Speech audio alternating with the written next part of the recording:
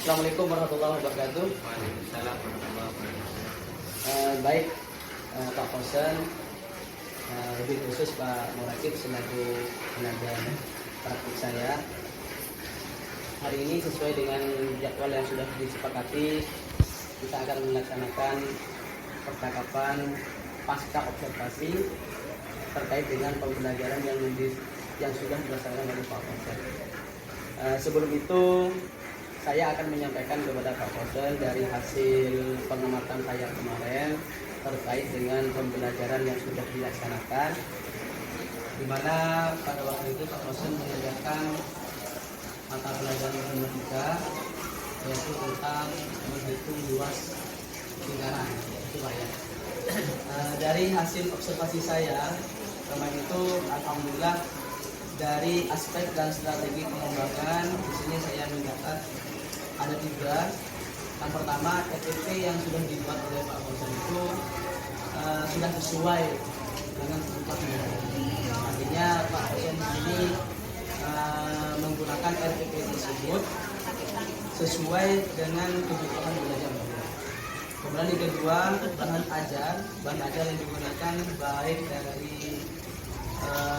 buku mata pelajaran, kemudian buku paket yang ada di dalam kelas, dan bahan-bahan ajar lainnya Pak Kosen sudah menyediakan sebelumnya, sehingga enak sekali Pak Kosen mengajar kemarin ketika saya melakukan observasi. Kemudian yang ketiga, media pembelajaran. Kemarin Pak Kosen menggunakan media pembelajaran, salah satunya ada semacam tanggram ya, kemudian menggunakan kertas pelaki atau kertas astro ya, kertas karton, di mana di situ Pak Kosen menjelaskan dan melibatkan murid juga dalam mencari rumus luas lingkaran. Sehingga anak-anak di situ dengan sendirinya dapat menemukan, tentunya dengan bimbingan Pak Kosen, menemukan rumus lingkaran setelah menggunakan media yang Pak Kosen gunakan. Nah, dari hasil observasi itu, saya juga melihat pengelolaan kelas yang dilakukan oleh Pak Kosen cukup baik, di mana membawa semua murid yang ada di kelas 6 yang berjumlah 7 anak ya, 7 orang. Ya, 7 orang di situ, semua anak ikut terlibat di dalamnya, ikut membuat potongan-potongan kertas dibuat menjadi lingkaran, sehingga anak-anak itu semuanya belajar. Tidak ada yang bermain sendiri. Artinya Pak Kosen dalam pola kelas, kalau menurut pendapat saya, cukup sukses banget. Nah, sekarang kita Pak Kosen, saya dengan Pak Kosen akan melakukan semacam percakapan dengan kita coba merefleksikan dari proses pembelajaran yang Pak Kosen lakukan. Kemarin itu saya melihat Pak Kosen melaksanakan pembelajaran sudah sesuai. Yang pertama sudah sesuai dengan RPP. Kemudian yang kedua, sebelum kita melakukan semacam percakapan coaching, saya ingin mendengarkan dari Pak Kosen kira-kira mungkin ada pengalaman positif atau negatif dari proses belajarnya kemarin itu. Artinya mungkin positifnya mungkin seperti ini, artinya semua murid dapat mengerti dengan sungguh-sungguh. Negatifnya mungkin ada, mungkin bisa.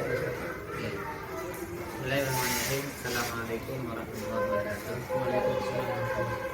Dari supervisi yang dilakukan oleh Pak Farid kemarin pada waktu saya mengajar di kelas 6, ya tentunya setiap kita dilakukan supervisi itu pasti ada positif, ada negatifnya. Positifnya yang saya rasakan adalah ketika kita menggunakan media pembelajaran yang sesuai dengan KD, dengan materi, alhamdulillah anak-anak itu lebih semangat dalam mengikuti pelajaran, dan tentunya mereka juga akan lebih memudahkan diri mereka itu untuk mencapai tujuan pelajaran yang dilakukan. Dari negatifnya itu ada sebetulnya Pak Farid, yang kegiatan pembelajaran kemarin itu ketika kami buat kelompok di sana ada saja satu anak atau dua anak itu yang kurang aktif, itu berperan, tapi dari hitung-hitungan saya itu masih kurang aktif. Jadi mereka yang kurang aktif itu tugas-tugas yang diberikan pada kelompok tersebut, anak tersebut itu menyerahkan penyelesaian dari tugas yang saya berikan itu kepada anak yang pintar itu. Jadi ada sebagian anak memang yang kurang mengikuti pelajaran.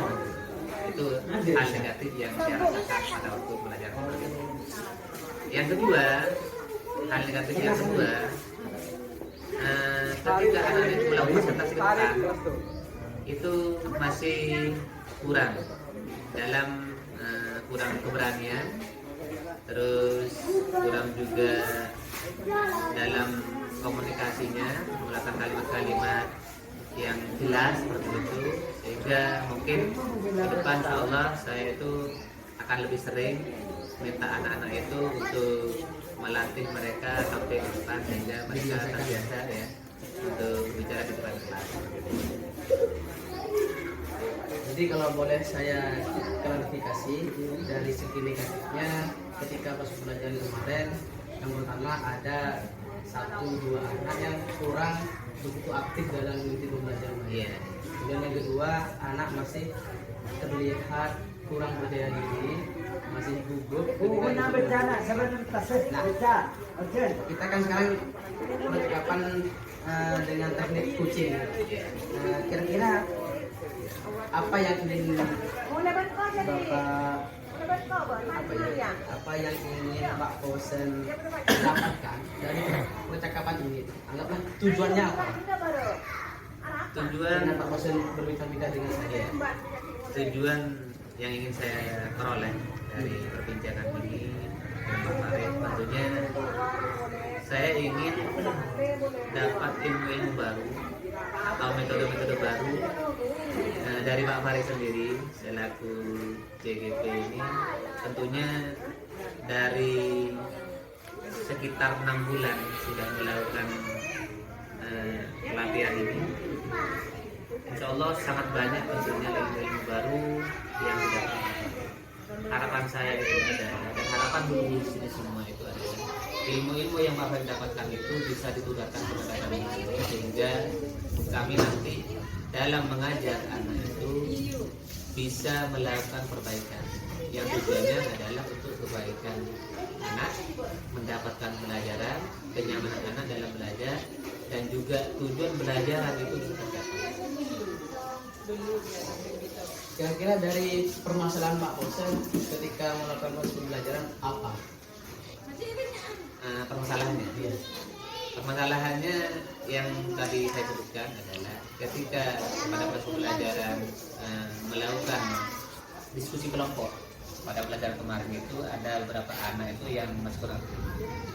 Anak itu mengikuti, hanya saja itu masih kurang aktif dalam mengikuti. Kira-kira bagaimana Pak cara supaya anak itu ikut aktif Pak? Caranya Menurut Pak Kosen nih. Ya, sebetulnya saya juga ingin ada masukan dari Pak Farid.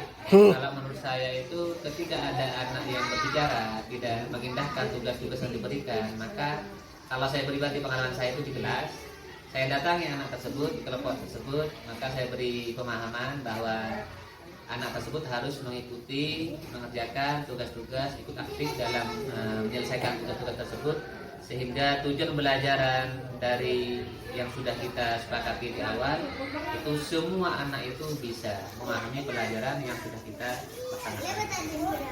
Barangkali ada hal-hal yang lain dari Pak Farid sehingga anak-anak tersebut itu bisa lebih aktif, ya kami juga.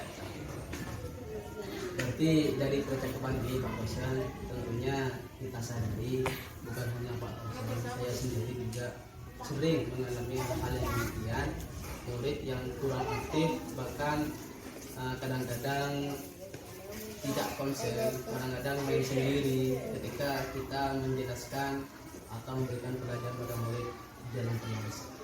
Nah, dari salah satu yang disampaikan Pak Fauzan barusan, yaitu kita menghampiri si anak ini ke dekatnya atau kita sampai ke bangkunya, sehingga anak-anak itu kita berikan motivasi, berikan semacam nasihat. Itu kan salah satunya. Mungkin ada ide-ide lain Pak selain itu. Ya, setelah itu mungkin nanti kita sampaikan masukan. Ide-ide lain bisa jadi itu setelah kegiatan itu selesai, biasanya untuk anak tersebut saya tanyakan ulang tentang terkait materi yang sudah kita pelajari. Bila anak itu masih kurang tingkat pemahamannya terhadap materi tersebut, maka saya beri tugas lain untuk yang dikira sesuai dengan tingkat kemampuan anak tersebut. Kadang-kadang kalau kita menyiapkan media itu Pak, media pelajaran itu termasuk salah satu pancingan atau semacam stimulus untuk anak kita supaya tertarik pada pembelajaran. Sehingga yang awalnya mereka itu ketika kita mengajar secara konvensional misalkan atau tidak menyiapkan apa-apa, tapi ketika menyiapkan media, anak-anak itu kadang lebih terfokus pada pembelajaran. Itu mungkin termasuk salah satu cara Pak ya, supaya anak-anak bisa ikut aktif dalam pembelajaran. Nah, itu tadi dari tujuan Pak Fauzan tentunya yang terkait cara mengatasi anak yang beraktif dalam belajar. Salah satunya sudah dijelaskan oleh Pak Fauzan. Yang pertama menghampiri dengan memberikan motivasi, kemudian membuat media pembelajaran yang semenarik mungkin, asalkan sesuai dengan tujuan pembelajaran. Kemudian tadi memberikan materi itu semacam materi tambahan Pak ya. Tapi tujuannya tetap sama, tujuan pembelajarannya, bukan lain tujuan pembelajaran. Nah, kira-kira dari solusi-solusi yang sudah disampaikan oleh Pak Fauzan itu, tentunya akankah oleh Pak Fauzan itu senantiasa tetap dilakukan untuk depannya? Ya, insya Allah akan kami laksanakan Pak Farid, karena memang sudah menjadi kewajiban kami sebagai seorang pendidik di sini untuk memberikan terbaik bagi anak didik, memberikan kenyamanan mereka dalam belajar di kelas bersama kami, yang tujuannya adalah mereka memahami, menguasai materi apa yang kami berikan. Karena memang tujuan awal